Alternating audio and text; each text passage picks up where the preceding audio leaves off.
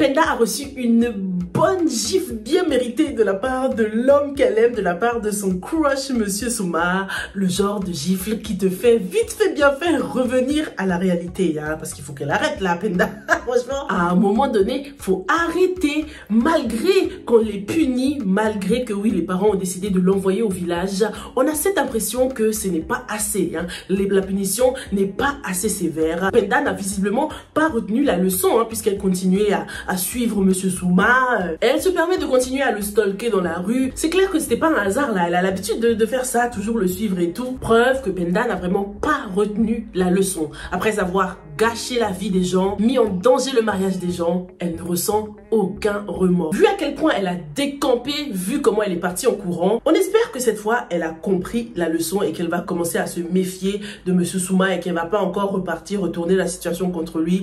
J'espère pas, parce que on arrive à la fin de la saison. Après, il faut s'attendre à tout. La série a du potentiel pour une deuxième saison, donc ça se trouve Penda n'en a pas fini avec Monsieur Souma.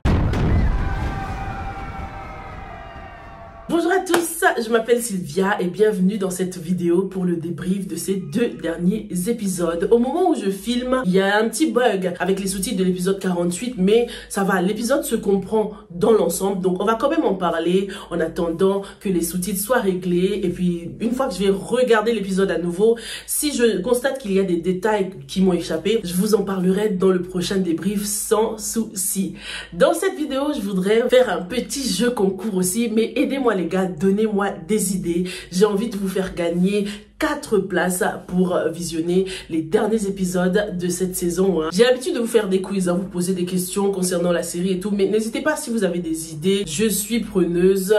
On fera le jeu concours du coup dans la prochaine vidéo, donc dans le débrief des épisodes 49 et 50. 4 places à gagner les gars, et j'ai envie de les faire gagner à 2 personnes, tu vois, donc chaque personne gagnera 2 places, comme ça si vous gagnez, vous pouvez inviter quelqu'un ou partir accompagné quoi, c'est plus sympathique quand même. Monsieur Souma est descendu bien bas. Il est passé de professeur à vendeur de chaussures. Il n'y a pas de saut métier comme on dit, mais là c'est un peu abusé là, Monsieur Souma. C'est pas comme s'il avait été radié quand même. En plus, on apprend dans l'épisode que le directeur l'avait rappelé, donc voilà, il a envie qu'il revienne travailler dans l'établissement, mais c'est Monsieur Souma qui est en train de se punir un peu, hein. Il a honte à cause de tout ce qui s'est passé. Il se voit très mal repartir dans cet établissement pour enseigner. Il sait très bien qu'il sera jugé. Et Monsieur Souma, il tient à sa réputation. Mais franchement, Monsieur Souma, tu peux encore exercer ton métier. Tu aurais pu choisir de donner des cours à domicile, des cours particuliers.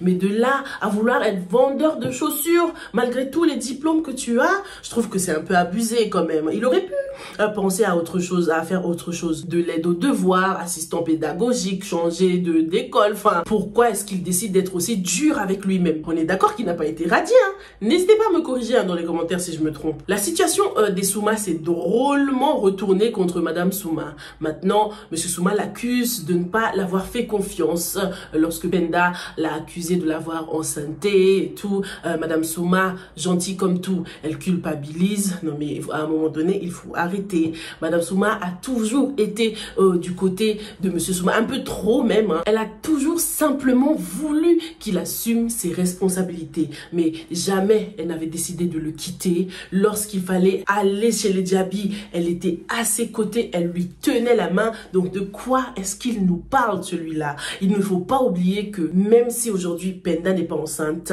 le mal a quand même été fait. Monsieur Souma a tout de même trompé sa femme lorsqu'elle était enceinte de leur enfant. C'est ça l'origine, la genèse du problème. Tu l'as trompé, oui ou non, Monsieur Souma? On est d'accord que tu l'as fait. Donc arrête. Que Penda soit enceinte aujourd'hui ou non ne change rien, puisque tu n'as pas été fidèle anyways. Il est trop dur avec sa femme, c'est la preuve qu'il ne l'aime pas autant que elle l'aime. Je suis désolée, mais du moment que tu sais que ta femme a tout sacrifié pour toi, elle a quitté sa famille pour que vous puissiez vous marier et vivre heureux, mais t'as rien à lui reprocher en fait, Monsieur Souma. Comment est-ce qu'il peut douter d'elle aujourd'hui comme ça? J'ai l'impression que Monsieur Souma, il a juste le seum d'avoir été découvert, c'est tout. Sinon, il vivait sa vie tranquillement, mais maintenant que tout le monde a vu son son vrai visage, c'est ça qui l'énerve plus que tout. La vie est devenue dure maintenant malheureusement pour eux et sa famille paiera les pots cassés. Dans la saison 2, parce que j'espère vraiment qu'il y aura une saison 2, j'espère que M.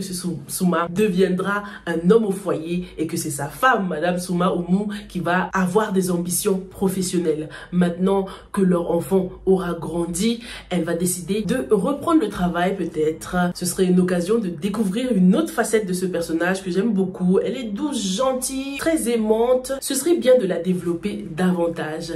Vraiment dommage qu'on nous a pas montré la réaction lorsque Penda et sa famille sont arrivés chez les Souma pour dire la vérité. On nous a pas montré ça, j'attendais que ça. Parce que la production a mis beaucoup de temps pour nous montrer tous les stratagèmes de Penda. Ça aurait été très satisfying de la voir enfin s'humilier devant Madame Souma, lui demander pardon, lui dire la vérité concernant cette grossesse et surtout lui dévoiler qu'elle est bel et bien la fille des Diaby. Ah franchement dommage, il fallait nous montrer ça. Alors Awa, la copine de Penda.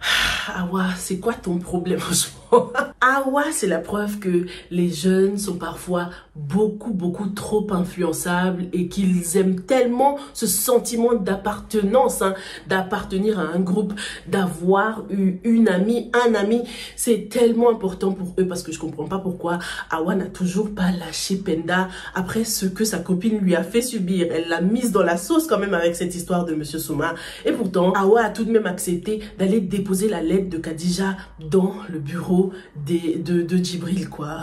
Mais elle, franchement, c'est le dindon de Penda. Faut qu'elle apprenne parfois à lui dire non à Penda. Elle lui donne souvent de bons conseils, mais elle ne sait pas dire non. Ah ouais, elle est trop gentille. Elle me rappelle quand nos parents nous disaient quand on était jeunes, oui, toi, t'aimes trop tes amis. S'ils te demandent de sauter par la fenêtre, tu vas sauter, tu vois. C'est trop une suiveuse. Et tout comme Penda, sa punition n'a pas été si sévère, puisqu'elle est apparemment l'enfant unique de ses parents. Lorsqu'ils la punissent, ça dure jamais longtemps. Et voilà les conséquences puisqu'elle recommence à faire toujours les mêmes bêtises. Khadija a donc réussi à inviter son Djibril au restaurant. Sa lettre de CM1 là, de petite fille là, ça m'a fait trop rire. Je me suis dit mais attends, tu pouvais pas élaborer une meilleure stratégie que d'écrire une petite lettre là comme si t'étais en classe de voilà, ça se voit. Ça se voyait que c'est Penda qui a eu cette idée. C'était pas la plus brillante. En tout cas, ça a fonctionné puisque Djibril s'est pointé lui aussi. Tu pouvais pas appeler ta femme pour confirmer que c'est bien elle qui t'a invité au resto. Bref, en tout cas, Djibril pour l'instant, il a été ferme,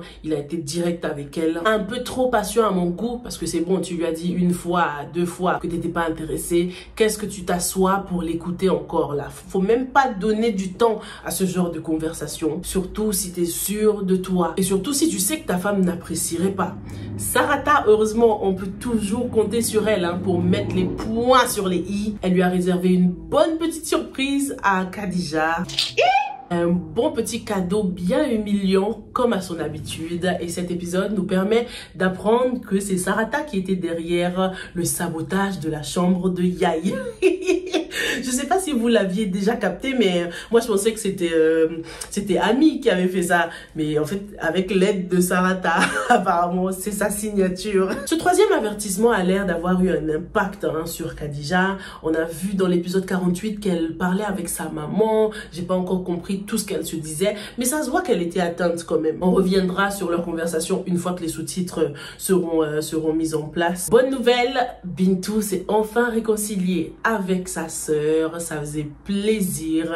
Il était temps qu'elle renoue avec sa sœur et surtout avec sa fille. Nafi est enfin venue à la raison parce qu'elle n'avait aucune raison d'en vouloir à sa sœur comme ça, quoi. Bintou est prête à se sacrifier pour sa sœur, mais Nafi, je sais pas trop, à la moindre difficulté, elle la boude, elle lui tourne le dos à sa sœur là. Elle nous a prouvé avec ce problème de famille qu'elle préfère son mari, puisque malgré ce qu'elle sait, la bombe, le gros secret qu'on lui a dévoilé, elle continue à s'en prendre à Zainabou dans cette maison. Elle continue à se battre pour son mari. Les deux femmes se détestent toujours autant. Je les ai trouvées presque ridicules là, ces mamans. Je suis désolée les mamans, mais vous étiez vraiment ridicules. Pendant que vous vous battez là, Diaby est là tranquillement assis. Nafi ne l'a même pas boudé au final. D'ailleurs, dans le débrief précédent par rapport au secret, je me demandais si le petit Mustapha était plus âgé que Astou. Est-ce que Diaby a trompé Nafi quand il était déjà marié avec Zainabou? Et vous m'avez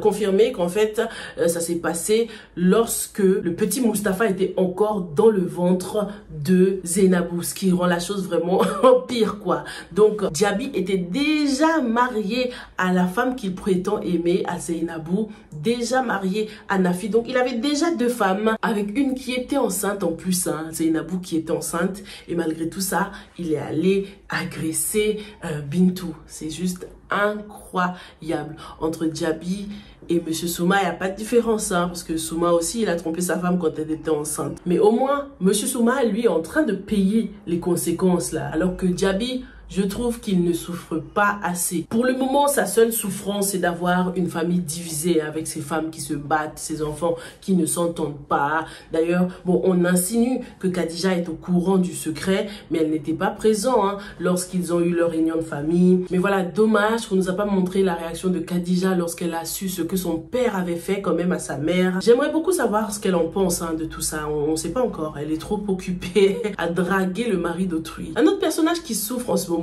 c'est Mustapha. Il souffre de l'absence de sa femme.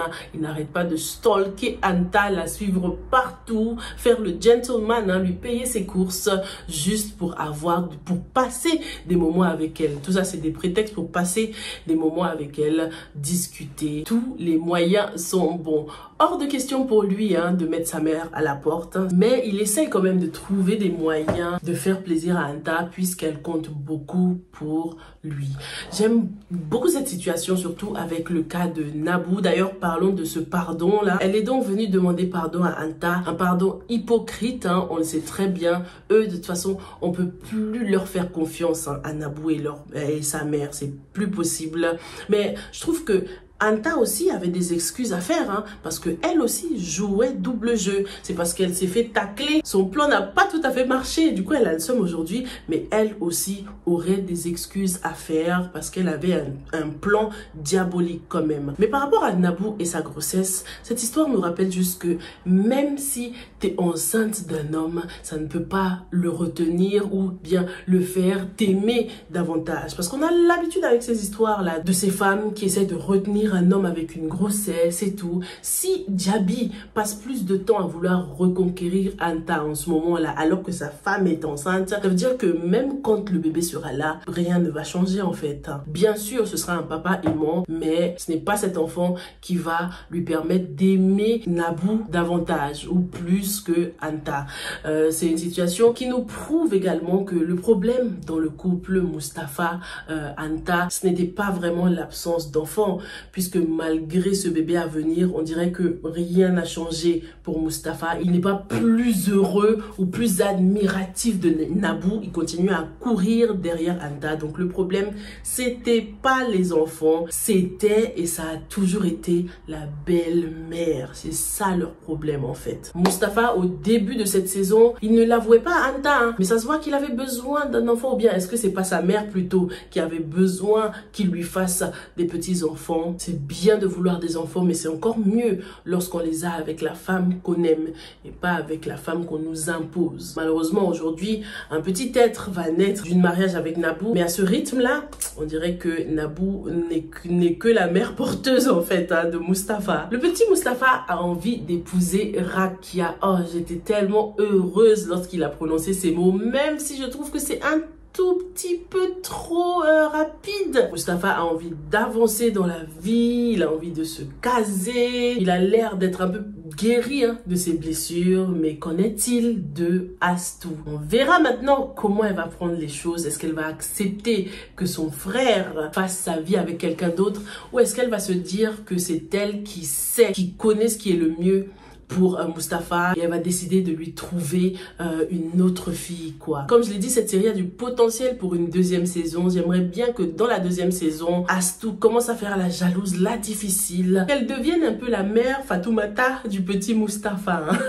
Dites-moi ce que vous en pensez. Elle avait donné sa bénédiction au début à Rakia, mais ça se voit que elle n'était pas vraiment sincère. Elle a donné parce que voilà, il fallait donner. Oui, oui, j'ai pas de problème, vas-y. Vous pouvez vous mettre en couple, je serai très heureuse. Mais au fond, on sait très bien que ce sera difficile de voir Mustapha avec quelqu'un d'autre. Elle est en phase de guérison, elle est en train de guérir petit à petit. Elle a demandé pardon à sa mère. C'est un bon début, mais est-ce que cette annonce de mariage ne va pas redéclencher des choses en elle? L'étau se resserre pour Yaye, puisqu'Ami a décidé de contacter la dame qui était l'une des victimes de Yaye. J'ai bien aimé que ce soit cette dame qui contacte Alioune directement et que ce ne soit pas Ami qui essaie de se défendre en parlant de cette dame, puisque Alioune aurait tendance à ne pas la croire. Mais comme les infos viennent de la source, Alioune a l'air d'avoir cru cette dame. Et ne t'avise pas de mentir. Hâte que les sous-titres soient enclenchés pour que je comprenne exactement ce que Alioune a demandé à Yaye.